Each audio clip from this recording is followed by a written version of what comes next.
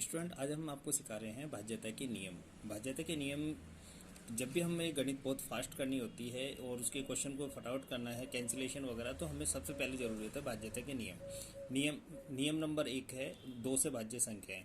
जिन संख्याओं में इकाई का अंक 2 4 6 या 8 हो उन्हें 2 से भाज्य संख्याएं कहते हैं। अब जैसे आप नीचे जाएंगे तो यहाँ पर 76 में 6 है, यहाँ पर इकाई का अंक क्या है 6 2 से भाज्य है। फिर आप देखेंगे 94 में 4 है, ये 2 से भाज्य है।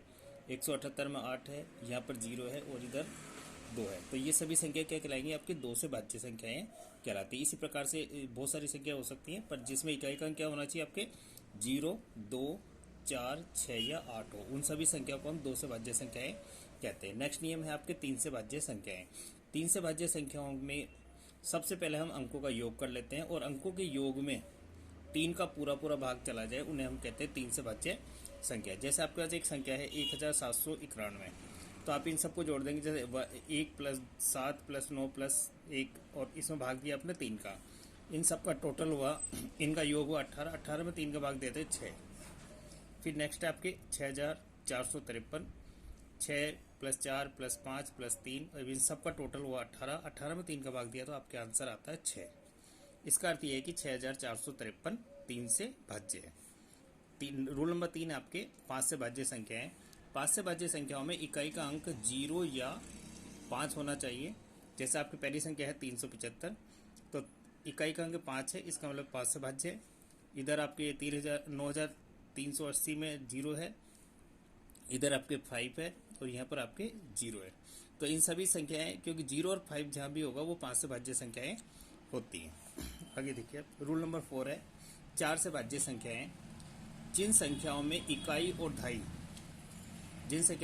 दहाई अंकों का जोड़ा हमेशा 00, 04, 08 या फिर 4 का पहाड़ा हो, वे 4 से भाज्य संख्या कहलाती है। जैसे आपके 712 है, 712 में इकाई और ये इकाई है और ये दहाई, इन दोनों का जोड़ा 12। 12 में 4 का पूरा पूरा भाग जाता है। नेक्स्ट आपके 900 है, 900 में 00 होने के कारण ये 4 से भाज्य संख्या है। इधर आपके 508 है, तो 08 में 4 का पूरा पूरा भाग चला जाता है।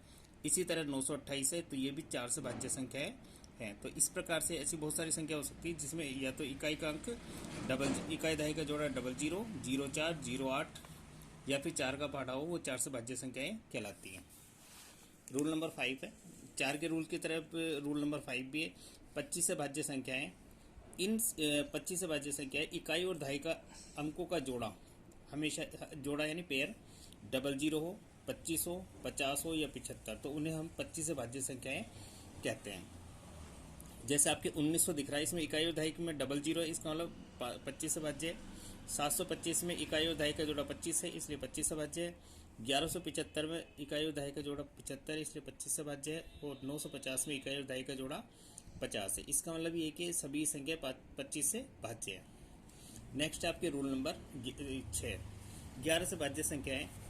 इन संख्याओं में अंकों के सम तथा विषम स्थानों के योग को आपस में घटाने पर 0 आना चाहिए, उन्हें हम 11 से भाज्य संख्याएं कहते हैं। ई मीन्स इवन नंबर यानी सम स्थान। यहाँ पर हमें संख्या अंकों को नहीं देखना है, यहाँ पर हमें उनके स्थानों को देखना है। तो ई यानी इवन यानी सम स्थान, और ओ यानी ओड विषम स्थान। आपके एग्जाम्पल है 9339।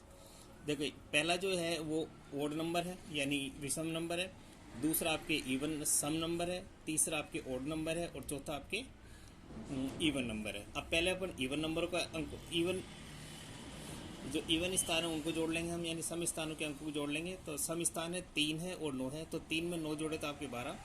अब अपन विषम स्थानों को जोड़ लेंगे, तो विषम स्थानों में 9 है और 3 है, 9 और 3 को जोड़ा तो हो गया 12। अब 12 और 12 को आपस में अगर हम माइनस करते हैं तो आंसर आता है 0। इसका मतलब ये हुआ कि 9339 में 11 का पूरा पूरा भाग चला जाएगा। अगला अंक है आपके एग्जाम्पल 8668। अब पहले हम समस्थानों को देख लें। समस्थान पे 6 और 8 है, तो हम 6 और 8 को जोड़ा तो हो गए टोटल 14। फिर हम विषम स्थान देखें, विषम स्थान में 8 है और 6 है, तो 8 में 6 जोड़े तो ये भी 14। अब 14 में से अगर 14 घटा दिए तो हमारे आंसर आता है 0। अगला रूल आपके 6 से भाज्य संख्या है। तो 6 से भाज्य संख्याओं में हमें 2 चीज़ देखनी है।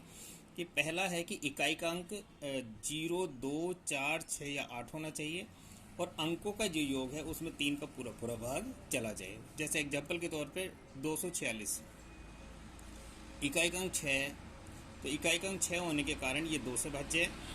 और अब इन अंकों को जोड़ लेते हैं, 2 + 4 + 6 = 3। अब इनका टोटल हुआ 12, 12 में 3 का भाग दिया 4 बार, तो ये 3 से भाज्य है। ये संख्या 246 3, 2 और 3 दोनों से भाज्य है, इसलिए 6 से भाज्य भी होगी।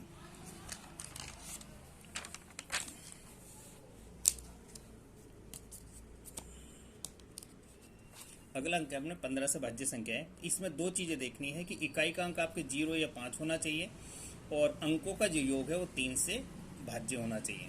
आपके पास एग्जाम्पल है 180, तो इकाई का अंक 0 है, तो इकाई का अंक 0 होने के कारण ये 5 से भाज्य है। और अभी इन अंकों को जोड़ लेंगे हम, तो 1 + 8 + 0, इनका टोटल हुआ 9। 9 में अगर 3 का भाग दे तो 3, तो ये 3 से भाज्य है।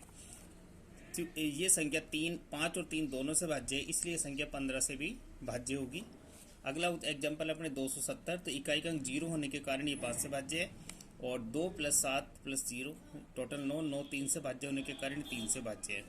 5 और 3 दोनों से भाज्य होने के कारण ये संख्या 15 से भी भाज्य होगी।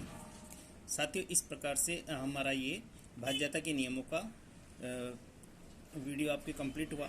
आपको ये कैसा लगा, लाइक और सब्सक्राइब कर दें। थैंक्स।